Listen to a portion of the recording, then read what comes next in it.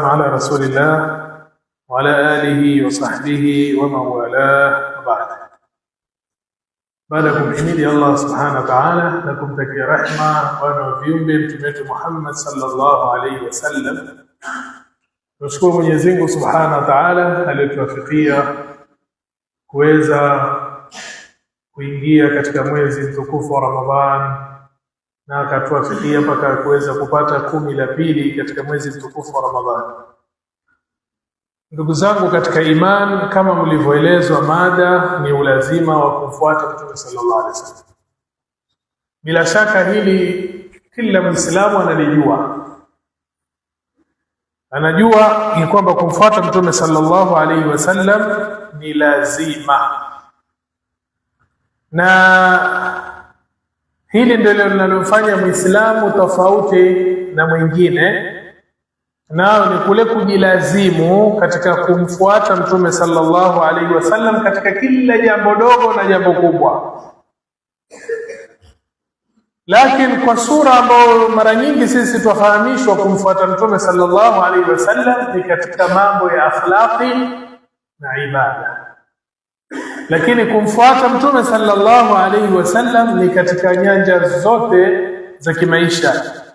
Kumfuata Mtume katika mambo ya tabia, akhlaqi, kama alivyosema innama bu'ithtu liutammima makarim al-akhlaq, mimi nimetumilizwa kutimiza tabia njema. Vile vile kumfuata Mtume katika mambo ya kijamii, ndoa, talaka, mirathi na mengineyo. Vile vile kumfuata Mtume sallallahu alaihi wasallam katika siasa ya kisheria, bimaana kwamba Mtume sallallahu alaihi wasallam alivyosema katika hadithi yake, kana banu Israil tasusu al-anbiya, wana wa Israeli wana siasa wao walikuwa wakipeleka maisha yao ni manabii. Kullama halaka nabiyyun khalafa nabiyya, kifa mtume huja mtume mwingine, wa innahu la nabiyya ba'di, lakini baada yako hakuna mtume. Sasa takunu khulafa, watakuwa makhalifa. Kwa hiyo kumfuata Mtume sallallahu alaihi wasallam katika upande wa siasa, na vile vile kumfuata Mtume sallallahu alaihi wasallam katika vita na katika amani, sehemu zote. Mwenyezi Mungu subhanahu wa ta'ala amejalia taa ya mtume ni taa ya Mwenyezi Mungu subhanahu wa ta'ala. Akasema yuti'ir rasula faqad ata'a Allah, ambaye atamtii mtume huyo amemtii Mwenyezi Mungu subhanahu wa ta'ala. Wama ataakumur rasulu fakhudhuhu wama nahakum anhu fantahu, kile ambacho Mtume sallallahu alaihi wasallam ameletea chukueni, kile alichowakataza komekeni nacho, achanane nacho. Kwa hiyo kumfuata Mtume sallallahu alaihi wasallam kwa sura kama hii si khiari.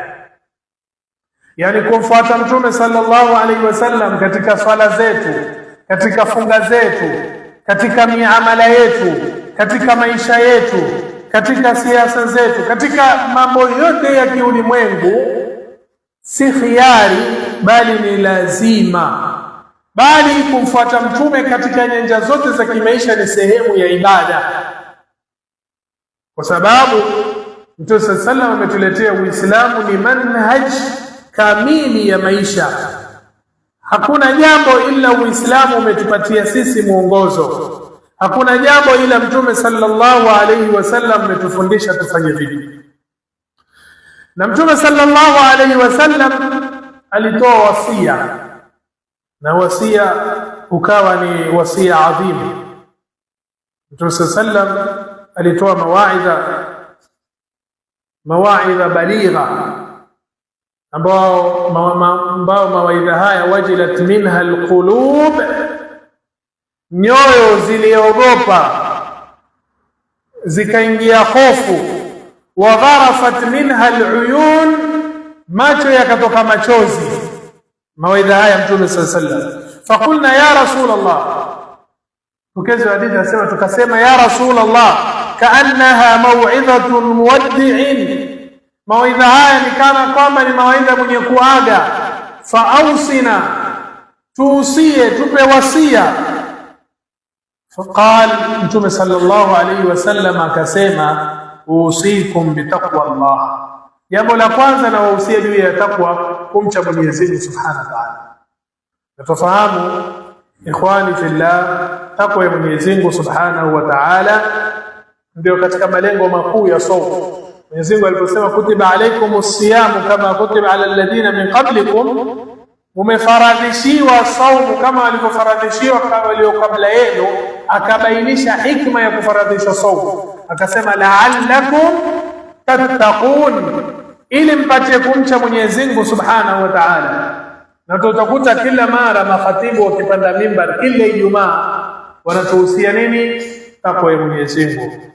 Ima khatibu akipanda usiku wa nafsiya bitaqwa Allah, na wahusia nyinyi na kuhusia nafsi yangu juu ya kumcha Mwenyezi Mungu Subhanahu wa Ta'ala, kwa sababu takwa ya Mwenyezi Mungu Subhanahu wa Ta'ala ndio yatakana iwe ni yenye kumpeleka Muislamu, na ndiyo khairu zad, watazawwadu fa inna khaira zadi taqwa.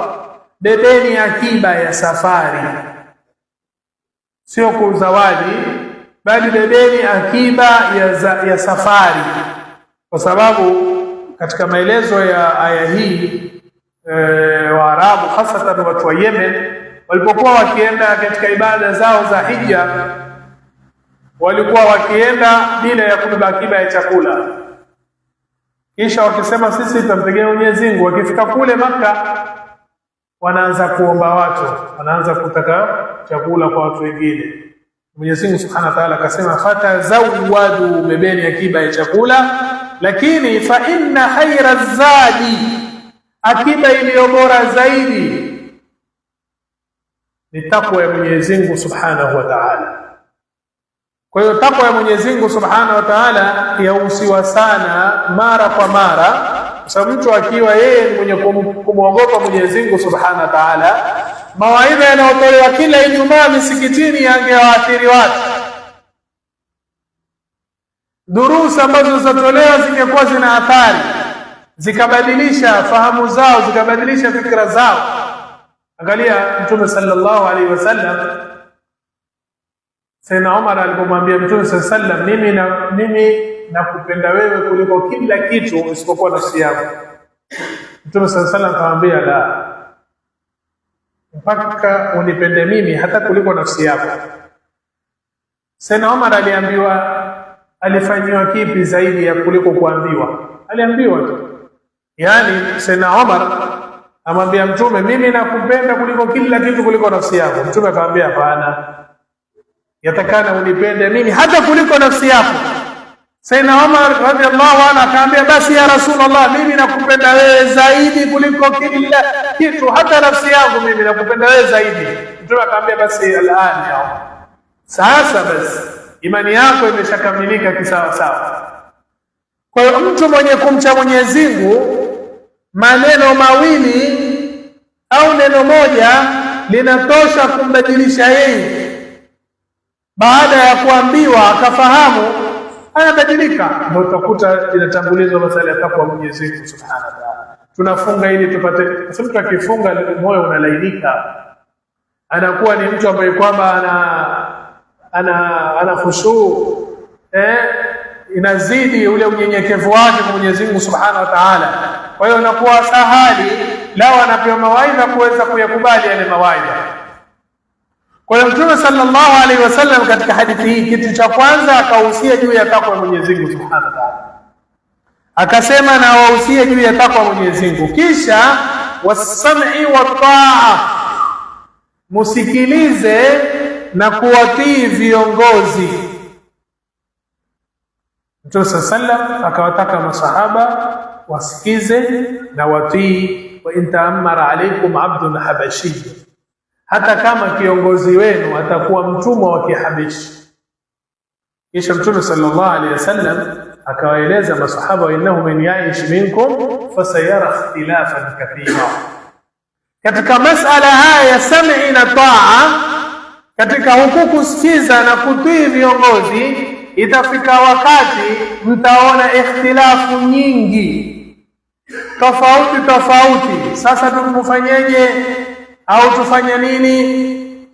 Mtume sallallahu akawahusia, sasa alaykum bisunnati wa sunnati al-khulafa'i ar-rashidin al-mahdiyyin, 'addu 'alayha bin nawajid, Mtume akawahusia wafuate mwenendo wake, wamfuate Mtume sallallahu alaihi wasallam, na wafuate mwenendo wa masahaba makhalifa waongofu katika masala ya sam'i na masala ya taa. Kisha alaikum bisunnati al-khulafa'i ar-rashidin addu alaiha binna, Mtume asema umeni kwa meno ya magego kule kumfuata Mtume sallallahu alaihi wasallam na sunna ya khulafa'i ar-rashidin al-mahdiyyin, mushikilie kisawasawa. Wa iyyakum muhdathati al-umuri, na mujiepushe na mambo yatakaozuka. Kama leo mambo mengi ambayo yamezuka katika ulimwengu wa Kiislamu, mara nyingi napozungumzwa hadithi hii yazungumzwa katika upande wa kiibada ama upande wa masaili yanahusiana na aqida. Lakini ukija katika upande mwingine, mathalan siasa na mfano wake, utakuta ya kwamba watu hawajifungi na mwenendo wa Mtume wala mwenendo wa masahaba wala makhalifa waongofu. Mtume anasema yako muhdathati al-umuri fa inna kulla muhdathatin bid'ah. Mambo yatakaozuka ni uzushi. Kwa hiyo ikhwani fillah, Mtume sallallahu alaihi wasallam akatoa wasia, na hii hadithi ni aslun adhim katika ulazima wa kumfuata Mtume sallallahu alaihi wasallam na kushikana na manhaji ya utume, manhajun nabawi, katika upande wa kisheria, upande wa akhlaqi, masala ya kijamii na upande wa siasa. Ikhwani fillah, kumfuata Mtume sallallahu alaihi wasallam ni lazima. Ukija katika masala ya aqida, sisi Mtume sallallahu alaihi wasallam anatufundisha, na sisi hatufanyi taklidi kwa Mtume sallallahu alaihi wasallam, kwa sababu Mtume sallallahu alaihi wasallam maneno yake kwetu sisi ni sheria. Kwa hiyo sisi Mtume sallallahu alaihi wasallam anatufundisha, tunachukua kutoka katika Qur'an na hadithi ambazo ni mutawatir. Kisha ukija katika masala ya hukumu, lazima tumfuate Mtume sallallahu alaihi wasallam. Watu wengi wanafunga sunna ya Mtume sallallahu alaihi wasallam katika swala na saumu, na wakasahau ya kwamba Mtume sallallahu alaihi wasallam alipohama kutoka Makka akaenda Madina alikuwa ni kiongozi. Mtume sallallahu alaihi wasallam, bali Mtume alikuwa ni hakim na alikuwa akihukumu baina ya watu. Mtume sallallahu alaihi wasallam akawa ni kiongozi wa jeshi. Mtume sallallahu alaihi wasallam, kwa hiyo Mtume sallallahu alaihi wasallam baada ya kuhama kutoka Makka akaenda Madina, akaasisi daula ambayo ilikuwa imesimama kwa msingi wa Uislamu, na akaweka mkataba wa Madina, akaweka mahusiano alaqat. Mtume sallallahu alaihi wasallam akatuma wajumbe kwa wafalme na risala kwa wafalme. Baada ya kusoma matukio yote haya, je, itabaki ama itajuzu kwetu sisi kuona ya kwamba Uislamu ni dini iliyotenganika na maisha, ya kwamba Uislamu wafungika tu katika misikiti peke yake, na kwamba Uislamu hauhusu maisha yote jumla ya wanadamu? Kwa hiyo ikhwani fillah, katika kumwiga Mtume sallallahu alaihi wasallam na katika kumfuata Mtume sallallahu alaihi wasallam, tuwaona katika sira ya Mtume sallallahu alaihi wasallam vipi Mtume sallallahu alaihi wasallam aliweza kufanya Uislamu uwe ni kamili katika nyanja zote za maisha. Mtume hakutenga baina ya dini na dunia au baina ya dini na siasa. Na ikhwani fillah, Mtume sallallahu alaihi wasallam alipokwenda Madina alikuwa na mawqif ya wazi kuhusu Mayahudi. Leo kwa sababu Waislamu wanajitahidi katika kumfuata Mtume katika swala zao, katika ibada zao, katika alaka yao na Mwenyezi Mungu Subhanahu wa Ta'ala, lakini katika mahusiano ya dola na dola nyingine, mahusiano ya serikali na serikali nyingine, hasa katika miji ya Kiislamu, hili hawalitabikishi. Na ndio tunaona leo madhila ambao umma wa Kiislamu wapitia. Tunapofuatilia habari tunaona kutoka jana namna dola kuu wanaojiita superpower Amerika na chombo cha Kiyahudi Israeli walivyokuwa wanafanya unyama na ukatili katika Mashariki ya Kati, hasa katika nchi ya Iran. Watoto ambao wameuawa katika shule ya wasichana ambao wamepiga bomu wamefika takriban 180. Inawezekana zaidi pia, na majeruhi zaidi, na viongozi mpaka kiongozi mkuu ameuawa.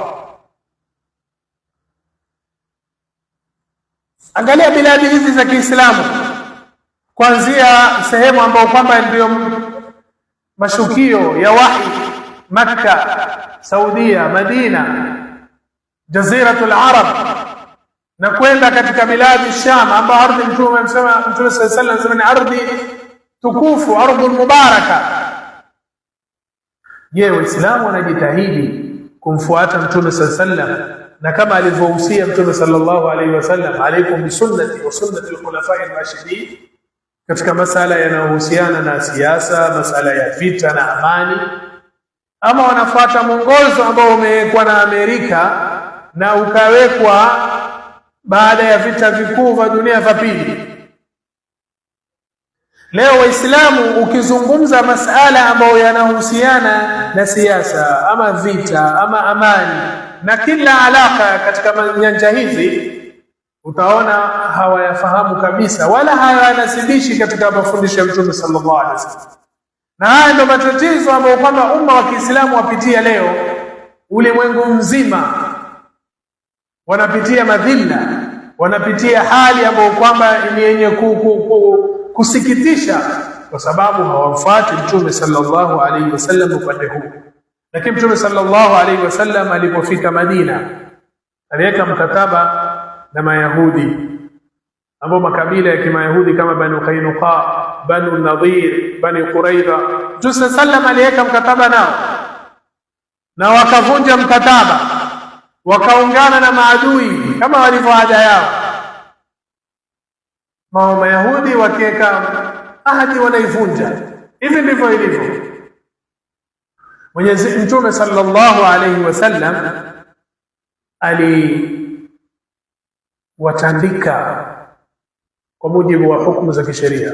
Banu Qainuqa akawatoa katika mji wa Madina, Banu Nadhir akawatoa Banu Quraidha akahukumu kwao kwa mujibu wa khiana zao, na kuonyesha Uislamu ni dini ya uadilifu. Mtume sallallahu alaihi wasallam akatabikisha kwao hukumu za kisharia. Leo tunapomzungumza Mtume sallallahu alaihi wasallam, tuzungumza kwa sura hii kwa sababu Mayahudi katika fikra yao wanaoita Israeli al-Kubra, Israeli kuu, dola kuu ya Israeli, wana mpango wa kuchukua sehemu kuu ya Syria, sehemu kuu ya Misri, sehemu ya Jordan yote, na sehemu katika Saudia.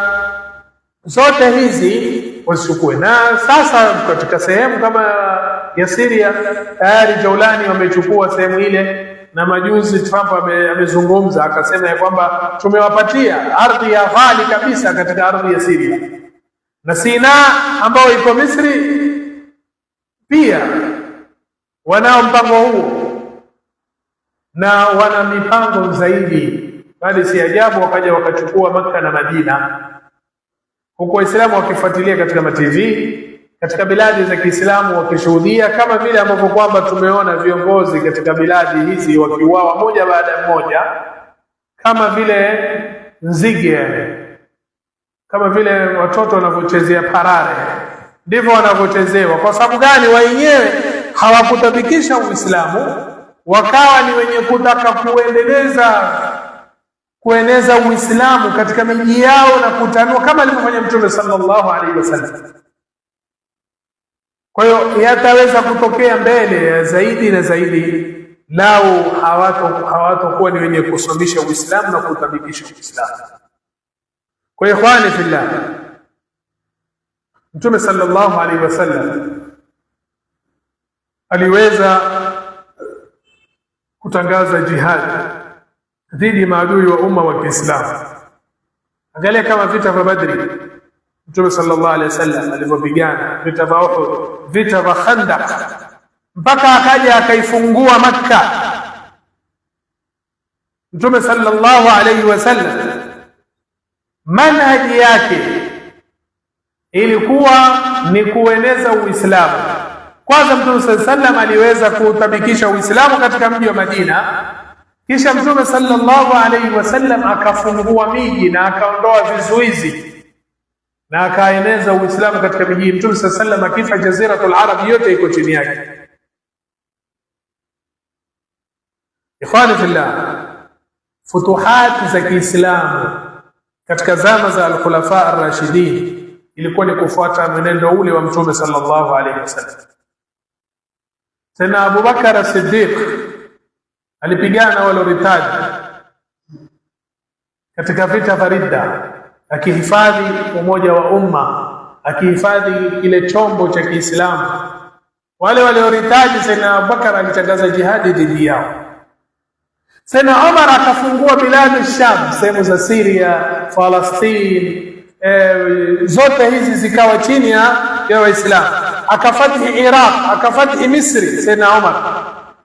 Hawa watu wote waliokuwa maeneo haya, pamoja na kwamba lugha zao ilikuwa ni tofauti, walikuwa ni watu ambao kwamba wana mila tofauti na ada tofauti na tamaduni tofauti, Uislamu ukafungua ukawafanya ni ummatan wahida min duni nas. Kwa hivyo hizi futuhati za Kiislamu zote ilikuwa ni katika kufuata mwenendo wa Mtume sallallahu alaihi wasallam na kufuata sunna ya Mtume sallallahu alaihi wasallam. Ikaweza kuondolewa nidhamu za dhulma zote na ikamakinishwa uadilifu katika miji kama hii. Ama wakia wa umma leo, tunaona hali ambayo kwamba inapitia, na hasatan arbada ya Israeli, chombo kidogo ambacho kwamba kimeweza kupandwa katika kitovu cha umma wa Kiislamu kwa ni Sham, ili Uislamu usiweze kupata nguvu na Waislamu kuamka tena. Na ametoa mwenyewe kauli yake Netanyahu mara kadhaa akisema hatuwezi kukubali kurudi tena khilafa na wala kusimama khilafa, kwa sababu ajua lao itasimama khilafa itamsaulisha wasawisa shaitani. Mtume sallallahu alaihi wasallam alishasema la taqumu saa hatta yuqatila almuslimuna alyahud, kiyama kitasimama mpaka waislamu wawapige vita mayahudi, fayaktuluhum almuslimun, waislamu watawaua mayahudi hatta yahtabi alyahudiyu min warai alhajar au alshajar, yahudi atajificha nyuma ya jiwe ama mti, fayaqulu alhajar au alshajar ya muslim ya abdallah hadha yahudi min khalfi faqtuluhu, jiwe na mti litasema huyu hapa yahudi nyuma yangu, njoo muue. Na bishara na dalili za kutimia hadi ya Mtume sallallahu alaihi wasallam zitadhihirika kila kukicha. Kwa ikhwani fillah, leo tunavyoona katika ulimwengu wa Kiislamu, kuanzia biladi zile na uje mpaka katika miji yetu, ni kwamba umma unapitia katika maasi. Ni kama umma unakamuliwa na unazidi kukamuliwa, na hawataweza umma wa Kiislamu kurudi katika izza yao na kurudi katika hali ambayo kwamba walikuwa wale wa mwanzo, illa kwa kurudi katika manhaji ya Mtume sallallahu alaihi wasallam na manhaji ya al-Khulafa ar-Rashidin. Waislamu waweze kufuata Mtume sallallahu alaihi wasallam, wakaweza kumfuata Mtume katika masala ya hukumu, katika masala ya siasa, katika jihad na katika da'wa. Uislamu wa kisekula ndio ambao kwamba magharibi anautaka ili amalize Waislamu kabisa, afute katika ramani ya dunia. Yaani Uislamu unaotenga maisha ya Uislamu, lakini Muislamu nikiswali, Muislamu nikifunga, lakini kando na hapo basi mimi nafuata wa magharibi katika mambo yote. Kimalizia ikhwani fillah, kumfuata Mtume sallallahu alaihi wasallam sio katika minasaba fulani fulani ama katika sherehe fulani fulani, wala kumfuata Mtume sallallahu alaihi wasallam sio kuswalia sana Mtume sallallahu alaihi wasallam peke yake, wala kumfuata Mtume sallallahu alaihi wasallam sio kuweka ndevu wala kukata suruali wala kuwa na tasbihi ndefu peke yake, bali kumfuata Mtume sallallahu alaihi wasallam kihakika ni Waislamu waweze kuhukumu na sheria aliyoleta, ni Waislamu wahuishe sunna yake Mtume sallallahu alaihi wasallam katika nyanja zote za kimaisha. Mwenyezi Mungu Subhanahu wa Ta'ala asema laqad kana lakum fi rasulillahi uswatun hasana. Hii ni challenge. Hii aya tuende tukaisome, tuangalie nyuma yameanza mazungumzo gani mpaka Mwenyezi Mungu Subhanahu wa Ta'ala akasema laqad kana lakum fi rasulillahi uswatun hasana. Ni masala yanahusu hukumu, siasa na mambo ya kimaisha jumla, au ni masala ya kiroho na kiibada pekee yake? Ukisoma aya hiyo utaipata vizuri kutoka nyuma, mshuko wake na mbele, utakuta sura tofauti kabisa na vile ambavyo kwamba wa magharibi na maadui wa umma wa Kiislamu wanataka sisi tuufahamu Uislamu, wanataka sisi tuufahamu Uislamu wanataka wao. Lakini Uislamu uliokuja na Mtume sallallahu alaihi wasallam uko wazi, ni Uislamu ambao kwamba haukubali unyonge, ni Uislamu ambao kwamba haukubali idhlali, ni Uislamu ambao Mtume sallallahu alaihi wasallam asema wallahi law wada'u ash-shamsa fi yamini wal qamara fi yasari ala an atruka hadha al-amra lan atrukahu hatta yudhhirahu Allah au alika duna. Mpaka Mwenyezi Mungu adhihirishe au ni kaifa yudhhiru Allah والذي أرسله هو الذي أرسل رسوله بالهدى ودين الحق ليظهره على الدين كله. Uislamu uweze kudhihiri Uislamu wa hukumu, Uislamu utawale. Hii ndio maana Uislamu kuweza kudhihiri juu ya dini zote kwa Mwenyezi Mungu Subhanahu wa Ta'ala. Kwa haya machache na mengi, tujalie min alladhina yasma'una qawla fayattabi'una ahsana. Wassalamu alaykum wa rahmatullahi wa barakatuh.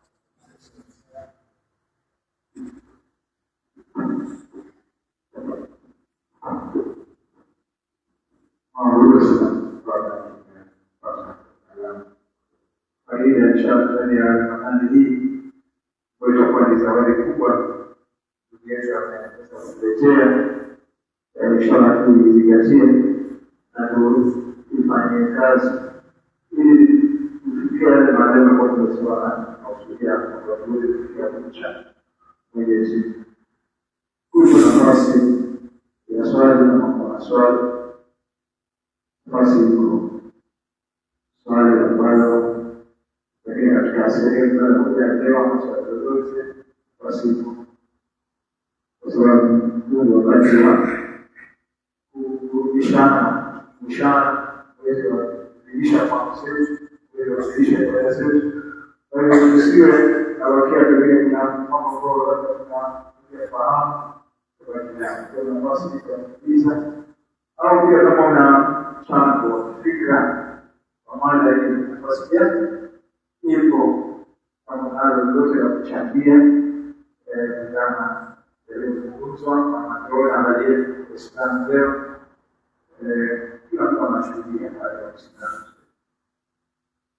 leo. Uislamu si kwa mbele au vile Uislamu au hautaki Uislamu, lakini Uislamu umekuwa hawaaminiani, yaani huyu mwamini huyu kila Uislamu anataka Uislamu anapewa shida. Tatizo kwa Waislamu wanashindwa nani anayepewa ili aweze kufuata, sababu kila mmoja anaona mwenzake afanye. Hiyo ndio hali yake.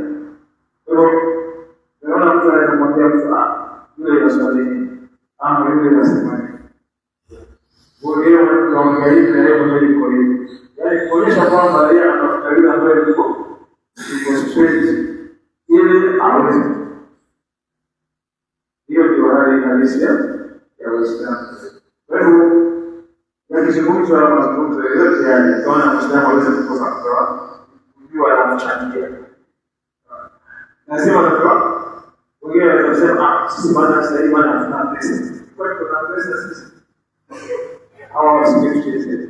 Ndio mwambie sisi bwana ndio kuna silaha. Yale hawezi kukosa mchangia. Hawa wanasema sisi bwana ndio kwa swali sote. Ili mradi kwa kila Muislamu anajua Uislamu. Bila Muislamu anajua kwamba sisi Waislamu lazima tufanye, lazima tufaulu, lazima tuwe na nguvu. Lakini sasa hiyo akili faulu kwetu na pesa ama kufaulu kwetu ni Uislamu ama kufaulu kwetu ni swali sote chana. Wanaambia sisi bwana tunaacha sunna fulani. Sisi tunataka hili lakini sunna fulani kama hivyo ndio. Wanasema sisi Waislamu tunataka na sisi atrejide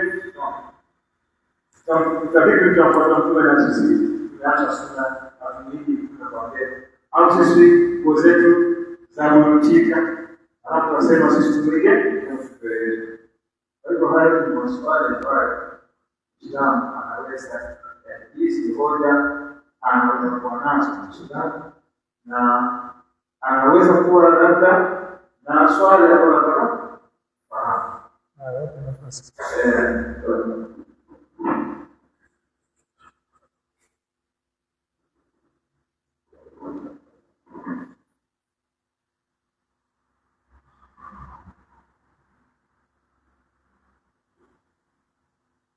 Naweza kuuliza swali hata kama ni nje ya mada pia.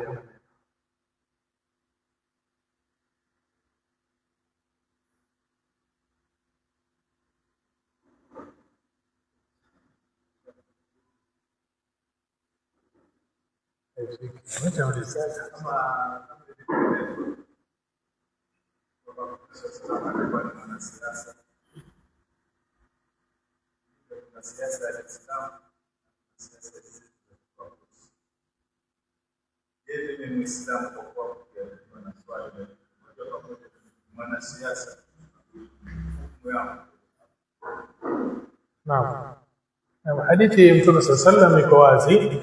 Mtume sema alaykum bisunnati wa sunnati al-khulafa'i ar-rashidin 'addu 'alayha bin nawajid.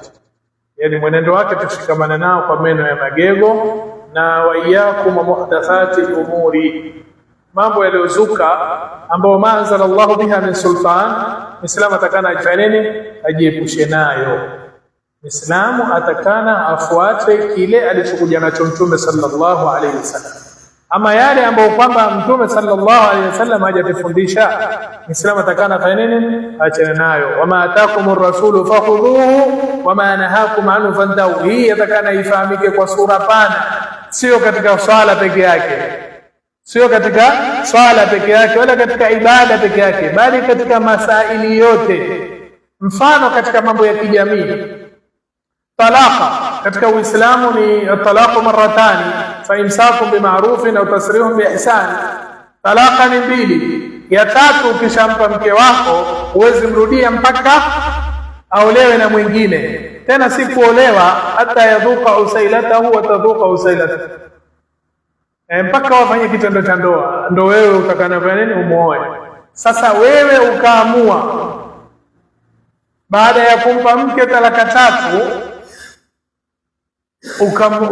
ukamrudia tena, na ufai kumrudia, huwa hujafuata mafundisho ya Mtume sallallahu alaihi wasallam, umekhalifu mafundisho ya Mtume sallallahu alaihi wasallam. Na mtu akifanya kinyume na mafundisho ya Mtume sallallahu alaihi wasallam, hiyo ndio atakuwa amefanya bid'a yenyewe, amefanya bid'a. Ndio maulama wengine wakasema mtu kumwacha mke wake akiwa katika hedhi amefanya bid'a. Mtu kumwacha mke wake baada ya kumwingilia katika tahara kisha asimsubiri mpaka apate hedhi akatahirika amefanya bid'a. Sisi ona bid'a ni ya maulidi tu yanayosema tunafundishwa, na hii si kauli yangu, ni kauli ya ijma' ya ulama fuqaha wote. Anayempa talaka mke wake akiwa katika hedhi amefanya bid'a, yani anapata dhambi. Talaka ya pita. Kwa hivyo katika mambo ya kijamii ndio hivyo. Na katika mambo ya kiibada Mtume sallallahu ametufundisha. Tunatufundisha saumu usufufu hapo. Sisi tuliona swala ya corona ilipotuletea bid'a sio? Ambapo kila mtu aswali huko pembe yake, ashike pembe yake. Ile ndio bid'a yenyewe. Mtume tufundisha saumu usufufu. Tuswali safu tumeshikana. Kama mtu mgonjwa aswali nyumbani. Ambaye ana hofu atakuwa mgonjwa asije msikitini. Sisi tukija msikitini tuswali vile vile alivyotufundisha Mtume.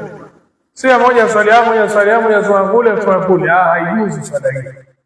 Kwa hivyo katika ibada ni hivyo tumfuata Mtume, katika siasa ni hivyo tumfuata Mtume, katika jamii, masala ya kijamii ni hivyo tumfuata Mtume sallallahu. Lakini walichokitaka wa magharibi kwetu sisi baada ya kuangusha dola ya Kiislamu 1924 kule Uturuki, na wakatupiga vita baada ya muda mchache kifikra, ikawa Waislamu hawaufahamu Uislamu kwa sura ya kisiasa. Huku upande huu Waislamu hawafahamu, mbakisho tu huku upande wa kiroho. Na ujue dola ya Uthmania ya mwisho ya Kiislamu khilafa ilizorota, ilikuwa tayari wameingia ama Darweshi. Nafikiri wale wanaangalia Osman wale katika hizi musalsalat wanaona madarweshi. Hata kuna Darweshi yeye ni mtu wa kiroho.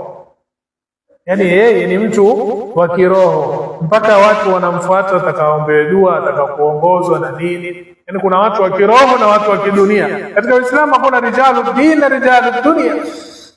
Kwani Sayyidina Umar alikuwa nani? Sayyidina Umar alikuwa ni khalifa, yani kiongozi, rais wa daula. Alafu Sayyidina Umar alikuwa kondoa na zuhudi ya hali ya juu. Mcha Mungu, hakuna mfano wa Sayyidina Umar radhiallahu anhu. Katika mambo aliyoyafanya Sayyidina Umar ya kiajabu ya ucha Mungu, siku moja aliona ngamia amenona, akasema mbona ngamia huyu anona kushinda ngamia wote? Akaambiwa huyu ni ngamia wa Abdullah ibn Umar, mtoto wake. Akasema mwiteni Abdullah ibn Umar. Akaitwa Abdullah ibn Umar, akamwambia mbona ngamia wako anona kushinda ngamia watu wengine wote? Akaambia mimi ngamia wangu ni namlisha kama na. Akaambia la, haula yaquluna ir'au ibla ibni amir almu'minin isqau ibla ibn amir. Wanasema huyu ni ngamia mtoto wa amirul mu'minin, mpeni maji, mpeni nyasi, ni ngamia mtoto. Ndio maana ngamia wako amenona kuliko ngamia wote. Kwa hivyo muuze huyu ngamia wako, uchukue rasilimali, kilichobaki tia katika baitul mali. So huyu ndo afaa kutuhukumu? Ama tafaa kuhukumiwa na mtu ambaye kwamba mwizi, tapeli, mrongo, mjanja? Huyu ambaye kwamba ni mcha Mungu ndo afaa kutuhukumu. Lakini katika dola Uthmania wameleta sura ya madarweshi, ni watu wa kiroho, watu ambao wanakaa katika mahema, wao kazi yao ni dhikri na nini, lakini upande wa hukumu wanaachwa watu wengine. Uislamu hautufundishi hivyo. Angalia Sayyidina Umar radhiallahu anhu alipoletewa mashtaka na Mkipti kutoka Misri kule. Mkipti alikokosiwa Islamu ambao ndio walioasili watu wa Misri. Mtoto wake na mtoto wa Amr ibn al-As. Amr ibn al-As alikuwa ni wali, alikuwa ni governor wa Misri. Wameshindana, ngamia wa yule Mkipti akamshinda ngamia wa mtoto wa Amr ibn al-As. Mtoto wa Amr ibn al-As akampiga kwa sababu mtoto wa governor. Yule bwana akafunga safari akaja mpaka Madina. Alipofika Madina akamshtaki Amr ibn al-As. Sayyidina Umar akamwambia aje Amr ibn al-As na mtoto wake waje Madina huko, wafunge safari kutoka Misri waje huku. Ni raia tu wa kawaida aliyoshtaki. Alipofika akasikiza kesi, akajua makosa na mtoto wa Amr ibn al-As, akampatia bakora yake yule Mkipti. Ilikuwa inaitwa Durratu Umar.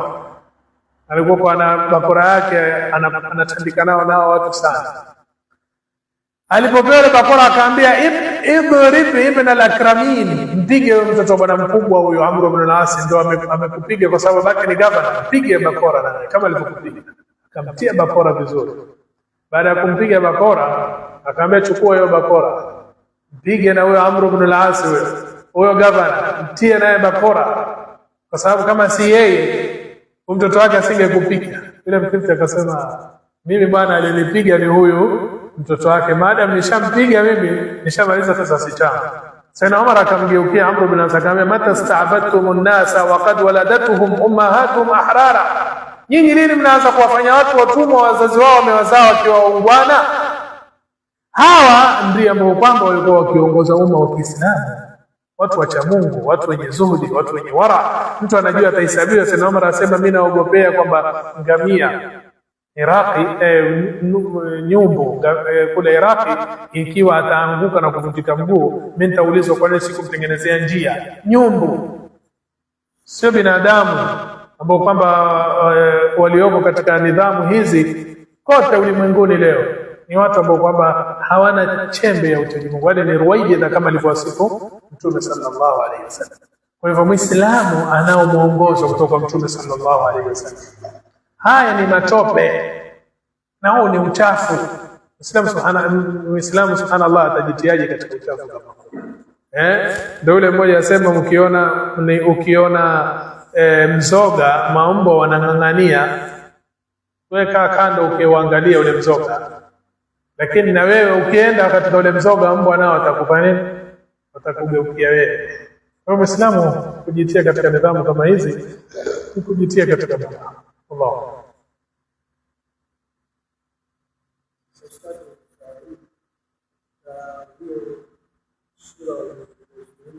Naam. Naam. Naam. Naam.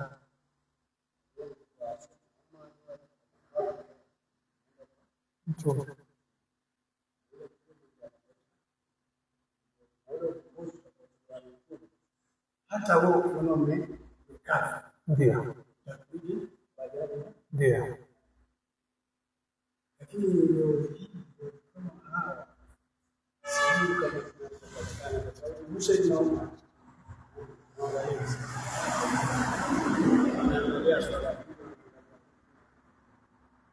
sasa aina ya watu kama hawa dunia hii sasa tunaangalia saa hii watu wengi tuko kwenye maslahi sasa dunia hii sababu sasa hivi ndio tutakuwa kama bosi atakwambia hawa mashaka wetu huyu naye anasema hawa mashaka wetu sasa washindwa hapa suluhu kwa sababu mimi wewe umeshikana na shehe wako sasa sidhani kama shehe wa upande uta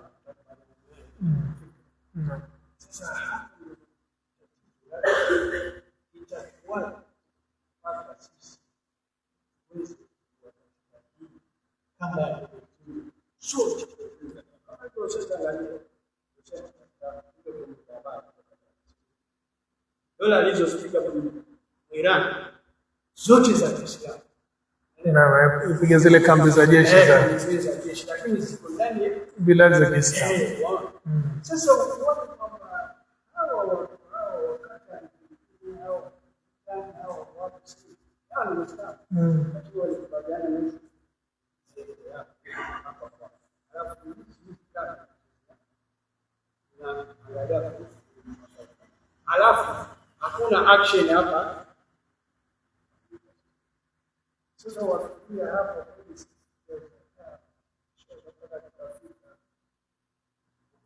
kwa Uislamu takuja uwe Naam.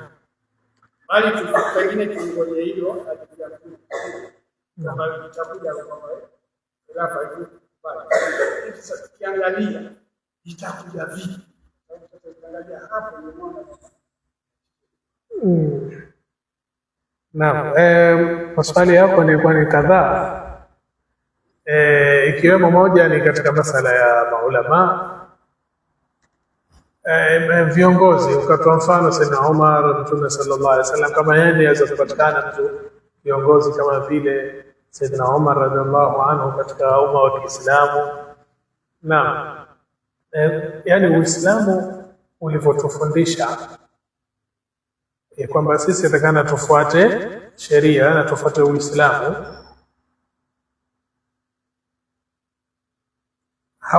haukutufundisha jambo ambalo haliwezekani. Yani Mwenyezi Mungu Subhanahu wa Ta'ala asema atiu Allah wa atiu Rasula wa ulil amri minkum, alafu hili jambo halifanya haliwezekani. Yani Mwenyezi Mungu hatukalifishi, la yukallifu Allahu nafsan illa wus'aha. Na Mwenyezi Mungu Subhanahu wa Ta'ala katika hikma yake hatufaradhishi jambo ambalo haliwezi kutimia na wala haliwezi kufanyika. Yani katika hii Qur'ani mafundisho ambayo yako ndani yake na katika hadithi ya Mtume sallallahu alaihi wasallam, yote yale yanaweza kufanyiwa kazi na yanaweza kutekelezeka. Lao hayawezi kufanyiwa kazi wala hayawezi kutekelezeka, basi sisi tusingefaradhishiwa. Na maadamu tumefaradhishiwa, ni mambo ambayo yawezekana kufanyika. Na masala ya uongozi katika Uislamu, uongozi ni jambo la kibinadamu, si la kiutume, si la kimalaika, ama ni jambo ambalo kwamba halifanywi na binadamu. Ni jambo ambalo linafanywa na binadamu, na waweza kupatikana watu ambao kwamba wana udhaifu fulani na nini, lakini ikawa hukumu ni hukumu ya Uislamu.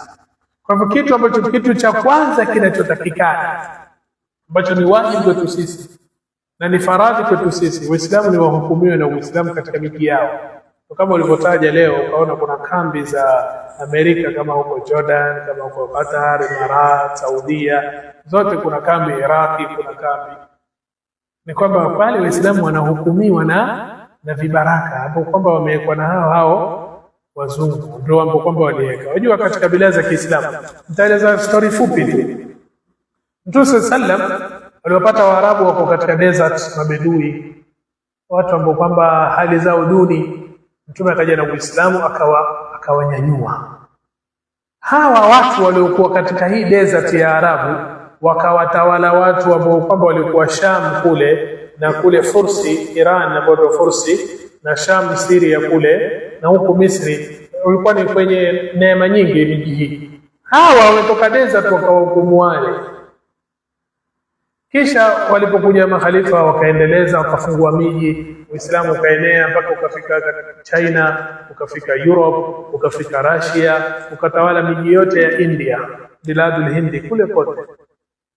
Kisha kukaja zama za poromoko. Sasa Uislamu wakaanza kurudi nyuma, Waislamu ikaangushwa dola yao, na wakaja wakoloni katika miji yao. Kisha wakaondoka wakoloni, wakaja baada ya wakoloni wakaweka vibaraka katika ile miji. Ndio hapo wanahukumu mpaka leo, wanabadilishana. Itakuja huyu mtoto wake, wengine wafalme, wengine wanaita jamhuria, hawa wamekuja vibaraka. Kwa hivyo yatarajiwa kwao wafanye huo baraka wao na utumwa kwa mabwana wakubwa. Na wengine ambao wanazunguka katika falaki ya Amerika kama Iran, wanazunguka katika sayari ya Amerika na katika duara la Amerika, wamekuwa tishio kwa Israeli, chombo kile cha Israeli. Na Israeli wakaona kwamba washirikiane na Amerika. Umeona faili za Epstein zile zilizotolewa, wengine wanasema kuna alaka kubwa baina ya zile faili za Epstein na Trump kumpiga Iran. Sababu kana kwamba alikuwa hataki kupiga Iran, lakini faili zikatoka na kuna shinikizo kubwa, japo wengine wanapinga hilo, kila mtu ana maoni yake, lakini yawezekana ikawa kuna shinikizo kubwa kutoka kwa Mazayuni na Mossad ambao wanatishia baadhi ya viongozi katika nchi za uzunguni washirikiane nao katika kampeni zao za kuendeleza ajenda zao za Kizayuni. Kwa hiyo kwanza ni kwamba Mwenyezi Mungu hawezi kutuamrisha kitu kisichowezekana. Pili, miji ya Kiislamu yatawaliwa na vibaraka. Tatu, tusikate tamaa na rehema Mwenyezi Mungu Subhanahu wa Ta'ala. La taqnatu min rahmatillah. Fikata tamaa na rehema Mwenyezi Mungu Subhanahu wa Ta'ala. Na nne, Mtume sallallahu alaihi wasallam ameshatufundisha na akatupatia mwongozo na namna tutakavyoamiliana na matukio kama haya. Kwa hivyo sisi ni kujifunga na ile njia ya Mtume sallallahu alaihi wasallam, na ukisoma baadhi, basi kuna masala ambayo huwezi kuzungumza ukamaliza hapa. Kuna vitabu hasa mtu anaweza kusoma akafahamu njama, akafahamu namna gani tunaweza kuvuka hivi vizuizi na vipi tutaweza kufikia nusra na nini. Kwa hivyo kuna vitu vingi ambao leo tutazungumza hapa, tutaweza kufika magharibi na tusimalize. Mimi nitakwambia kitu kimoja. 207 nilikuwa nasikiza darasa kule Mshomoroni Bidala kama hivi. Kuna bwana, mimi binafsi nilikuwa nikifuatilia na nasikitika kuona ile hali ya Waislamu na madhila ya Waislamu na dini. Mpaka kaona kama sisi yani tumeumbwa yani tuko hivi tu. Tunadhibika tu kila mahala. Lakini kasikiza darasa moja bwana mmoja akazungumza mazungumzo ambayo amenionyesha kama kuna matumaini fulani yani. Kaambia bwana mimi mazungumzo yako sijatosheka nayo. Nataka kufahamu zaidi. Ananiambia njoo. Nikalisha, nikaanzishwa masomo, nikapigiwa halaka. Na kutoka siku hiyo mimi nimekuwa katika wale ambao kwamba wanafanya kazi ya kuweza kurudisha hukumu ya Uislamu duniani. Kwa kila Muislamu ambaye ana ghera, kwa kila Muislamu ambaye anasikitishwa na hali kama hii, asikae kando akifuatilia tu, bali yeye ana nafasi na dori ambayo kwamba ataweza kuicheza ya kuweza kurudisha hali ya izza ya umma. Na kila tunapokaa kando ndo sisi tunachelewesha ile izza. Na tunaposhiriki katika kazi hii ndo tunaukurubisha zaidi ile nusra. Na kazi hii haifanyiki hapa Msambweni tu, wala si hapa Pwani, wala Kenya peke yake, wala Afrika Mashariki, bali ni kazi ya kiulimwengu ambao Waislamu watakao kushirikiana na wafanyakazi nao. Na leo yaonyesha kuna mabadiliko makubwa ya siasa ya dunia. Kuna uwezekano wa kupatikana mabadiliko makubwa, sababu wanadamu washachoshwa na nidhamu hii ya ulimwengu ambayo iko, na hasa kuanzia huko uzunguni, hasa Amerika na Europe. Tayari wao wenyewe washaanza kugawanyika, washaanza kupigana vita wao wenyewe kwa wenyewe. Hiyo vita hivi ni mfamaji tu, haachi kutapatapa. Sasa sisi Waislamu ndio wenye dori, kwa sababu leo ulimwengu ni ima Waislamu wachukue hukumu au Mchina baada ya kuanguka Amerika. Mchina hana mfumo, ana uchumi na nini, lakini hana mfumo ambao ataweza kuutabikisha. Afata huo mfumo wa kimagharibi. Wenye mfumo badala ni umma wa Kiislamu. Na ndio ambao kwamba leo unaona wanapiga vita kweli kweli. Lakini kila kiza kikizidi, alfajiri ndio karibu. Kila kiza kikizidi, alfajiri iko karibu. Salamu alaykum.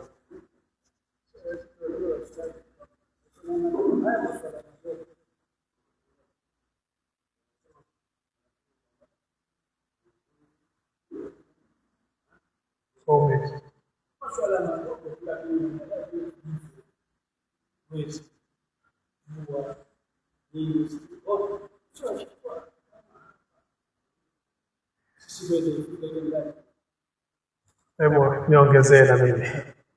Naam. Naam. Kulikuwa kuna maimamu. Sema maimamu wengi wasema ambao walikuwa katika wao.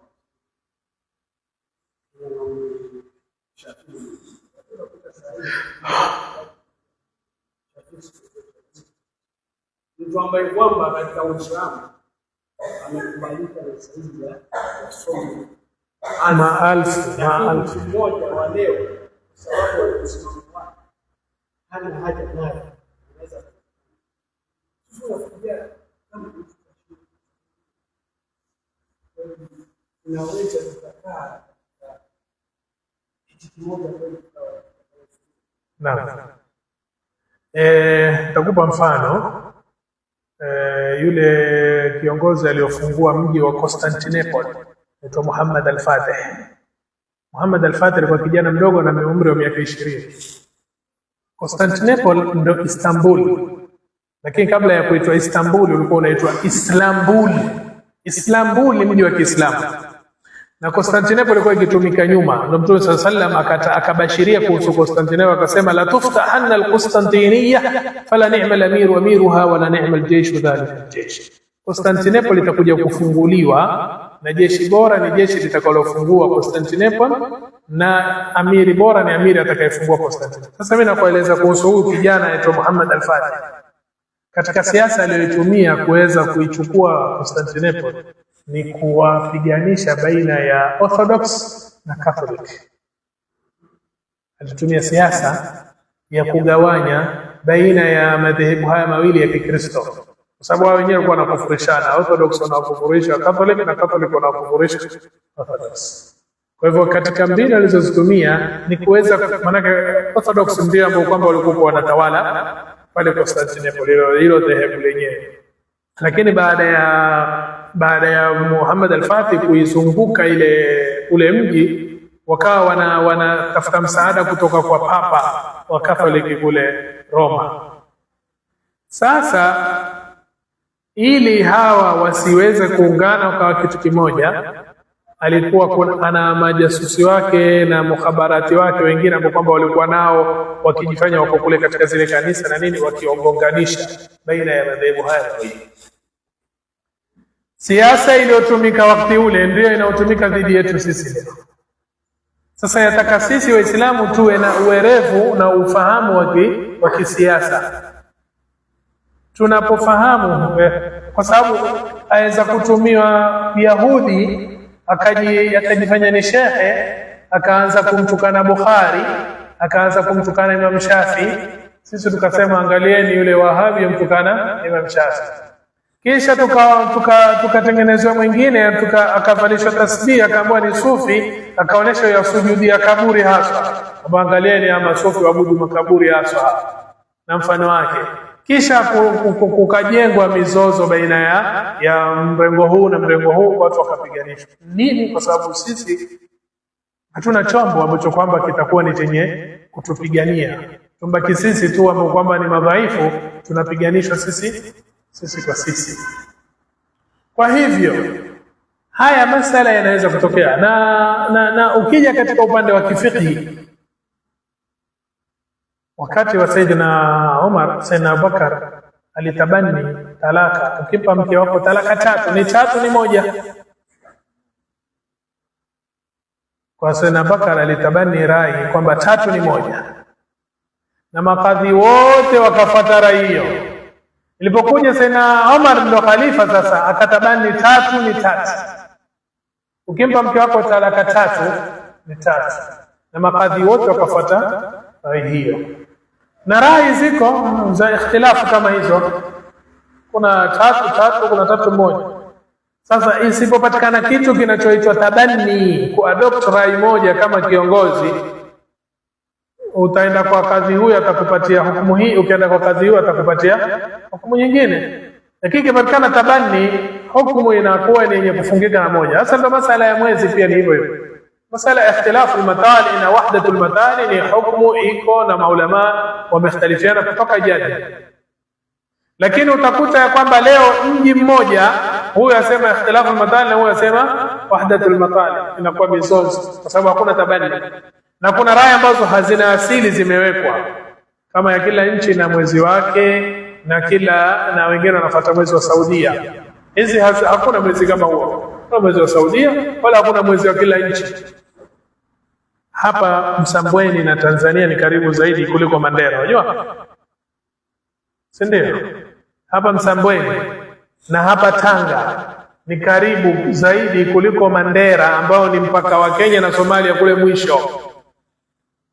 Sasa iweje mimi na mtu wa hapa Tanga tutofautiane kwa sababu ya mpaka wa Lungalunga na Horohoro, niungane na mtu ambaye yuko mwisho wa Kenya huko mashariki, kaskazini mashariki, kwa sababu ati tuna mpaka mmoja? Wewe ukienda Tanga utaona kwa fana na Msambweni, lakini ukienda North Eastern utajua huko kwingine sehemu tofauti, lakini nchi moja. Sasa wewe walazimishwa kufuata mwezi wa nchi kwa sababu ya mipaka iliyochorwa na wakoloni. Na ili hali Uislamu mwezi hautambui mpaka. Kwanza ule mwezi uko juu, uko chini. Mipaka siko huko chini, mwezi uko juu. Wajuaje mpaka kwamba sasa mimi niko Kenya, hapa niko Tanzania? Utajuaje? Horohoro na huko Lungalunga mwezi wajua? Haujui. Sisi ambao tuko huko chini ndio tunajua mipaka. Kwa hakuna asili katika sheria ya Kiislamu mwezi ambao kwamba wajua nchi, mwezi wa Kenya, mwezi wa Tanzania, mwezi wa Uganda, mwezi wa nchi hii, mwezi wa nchi hii, hakuna.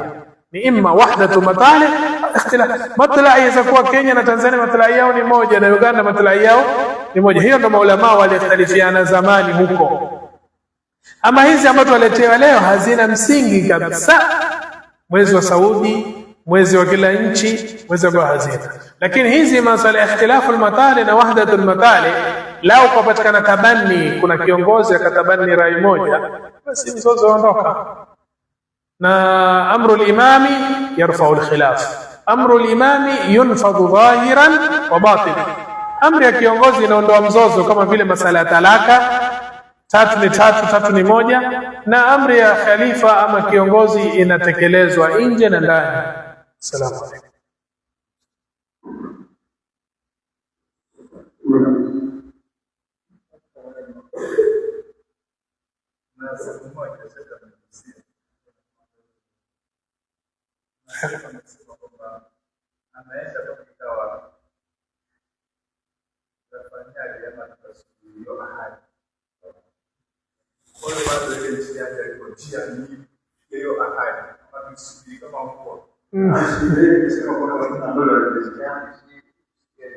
Naam, wacha niongezee taaliq.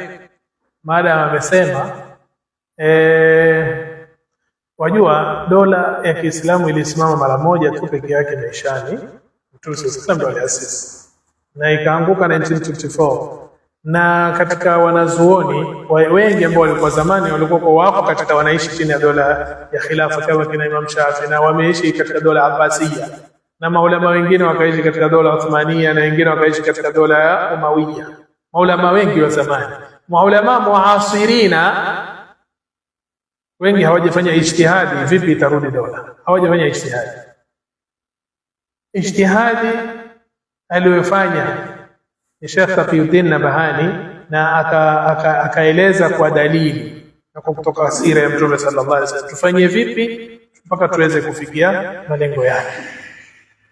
Wengi wanasema tufanye nini, tufanye vipi na vipi, lakini hakuna ambaye kwamba amefanya ijtihadi. Na ijtihadi ya shekhe ni kufuata manhaji ya Mtume sallallahu alaihi wasallam, na lao tufuata manhaji ya Mtume sallallahu alaihi wasallam tutaweza kufikia malengo. Na ndio leo harakati yetu hii ya khilafa imetabani manhaji hii ya Mtume sallallahu alaihi wasallam, kutoka nuktatu ibtida, kusoma katika halaqat, nuktatu intilaq na tafaul ma'al umma, kuingiliana na umma, isra'ul fikri na kifahu siyasi, kupambana kifikra na kuweza kuomba nusra. Na sasa sisi tuko katika marhala ya kuomba nusra kwa ahlul halli wal aqdi, wale ambao kwamba wana uwezo. Ahlul halli wal aqdi, halli ni kufungua na aqdi ni kufunga. Katika umma kuna watu ambao wana usemi na wana athari katika jamii. Hawa watu hawa ni muhimu sana katika umma wa Kiislamu, kwa sababu wao wanaweza kumtawaza mtu na wanaweza kumtoa katika uongozi mtu. Ndio utakuta leo hata katika miji hii sisi tunajaribu kuzungumza na watu ambao kwamba wana athari katika jamii, wafahamu fikra yetu hii. Lau itatokea kwamba imetangazwa kusoma dola ya Kiislamu, wao waunge mkono, wasio wa kwanza kuipiga vita. Na lao Waislamu wataunga mkono dunia mzima ya kwamba kuna sehemu ambapo kwamba kumesoma dola ya Kiislamu, basi itakuwa nusra ishapatikana. Lakini lao itakuwa imesimama mahala na Waislamu hawakuitambua kaipiga vita, itakuwa hakuna nusra pale. Na ndio maana harakati ile kwa dunia nzima katika kuelimisha watu na kuwafahamisha, kutoa vitabu, kufanya kampeni tofauti, iwe hili jambo la kiulimwengu, si jambo la eneo moja. Kwa hivyo kuwezekana, lawezekana kwa sababu kuna njia ya Mtume ambayo kwamba sisi tujifunza nayo, na kuna harakati ambayo imejipandikiza kazi hii. Ina zaidi ya miongo 7 katika kuendeleza jambo kama hili, ambao watu wana ufahamu wa ndani na wana umakini sana juu ya siasa na masuala ya uongozi na nidhamu, intibati na kila kitu. Kwa hivyo njia iko na harakati zipo na ahadi ipo. Kilichobaki ni nusra pekee yake. Njia iko, wafanyakazi wapo, ahadi ya Mwenyezi Mungu na Mtume, bishara yake zipo. Kilichobaki ni nusra, na nusra iko katika mikono ya Mwenyezi Mungu Subhanahu wa Ta'ala. Na nusra ni kusubiri saa Mwenyezi Mungu Subhanahu wa Ta'ala atanusuru. Lakini hatusubiri huku tukikaa, tusubiri huku tukifanya nini? Tukifanya harakati. Wallahu a'lam. Ikiwa kuna Yasina taongezea haya.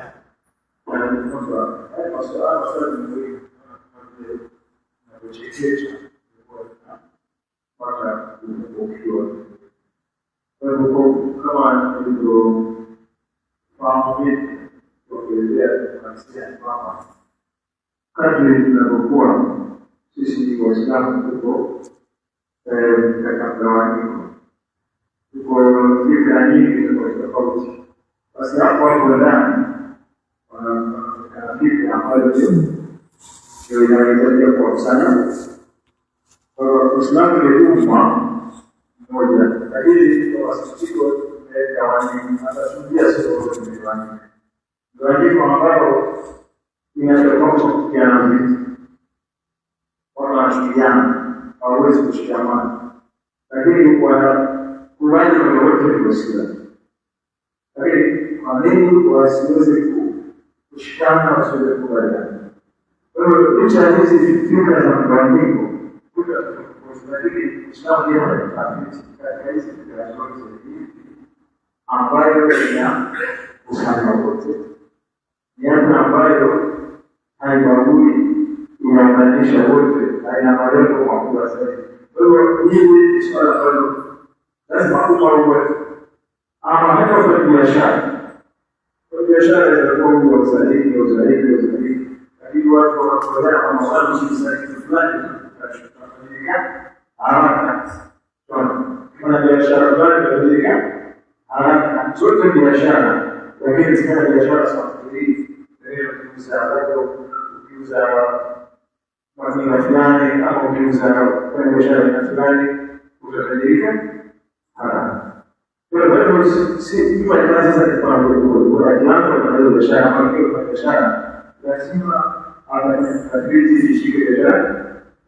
Sasa hiyo mwenyewe tulikuwa bado kuelekea ndio kidogo kama biashara kama ndio biashara nzuri hizi wacha ifanye, si kwamba yeye ile haitaki, lakini kwamba tu uwezo wa kufikia pale hapo. Kwa sisi Waislamu leo na haya makundi na hizi haifai Uislamu akatae fikra nyingine ama ajitega kundi nyingine, bali afanye research, achunguze kwamba hii fikra hii iko ama inafikisha wapi. Badala ya kujifunza kama leo Uislamu anaona mambo kama vile Uislamu ni jamani, kwa hiyo Uislamu ni huu na hiyo Uislamu ni ule, na hiyo ndio ajenda ya mwanadamu kwa ndani. Leo kama hiyo ndio makusudio kwa kawaida wa Uislamu ili wasitane. Lakini cha kuwasaidia Waislamu sasa ni hao Waislamu wenyewe wana akili ya kuchunguzana kwa lengo la kutaka kwa lengo la kutaka kusonga mbele.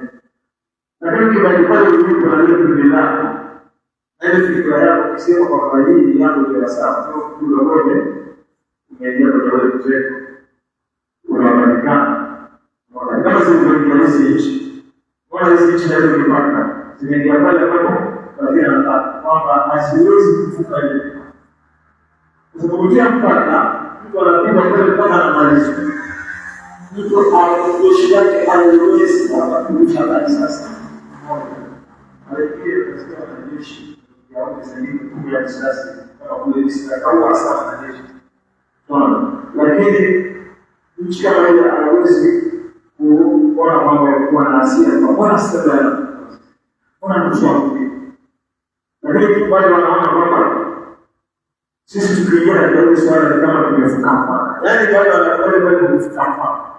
So, pia huyo mchungo kwamba mbona wana askari hiyo ni haipo. Ni kwamba kama vile mtego unapotegwa katika mtego.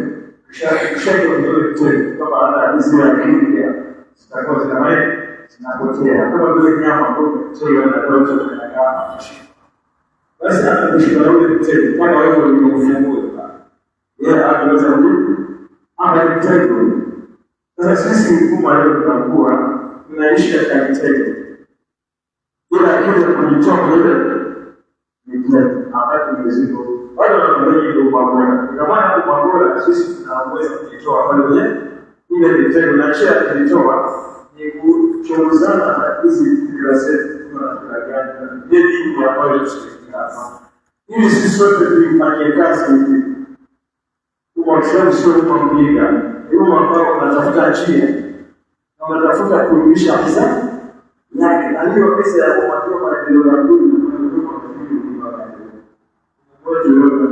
maendeleo. Hakuna maendeleo.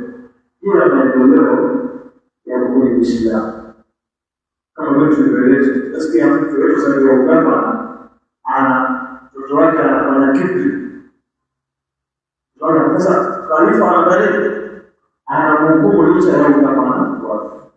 Lakini je, sisi ndio yale maendeleo tunayopiga? Kwa nini wa kawaida unayaona kweli? Ndio maendeleo ya kweli ya mikoa wala kwa wanaanza wanashukuru kwa maendeleo kama ni uchumi na wakati ni kweli. Kwa sababu gani? Kwa sababu wao hawawezi kuchukua zile hukumu za mzigo kwa usimamiaji kwa vile kwa wao maendeleo wao watu wachache. Sisi bado tuna wakati. Kwa hivyo tunaanza kama wao kwa yake hata kwa ile ya macheo, lakini kuweza kuelekeza katika sheria na shughuli za kwamba ni dhamana ya maendeleo ya kweli. Swala hapa ni sisi kuweza kuzingatia na tunafanya research na kurudi pamoja kulenga kwa ulimwengu inshallah. Tunashukuru kwa ushirikiano inshallah kuweza kuhudhuria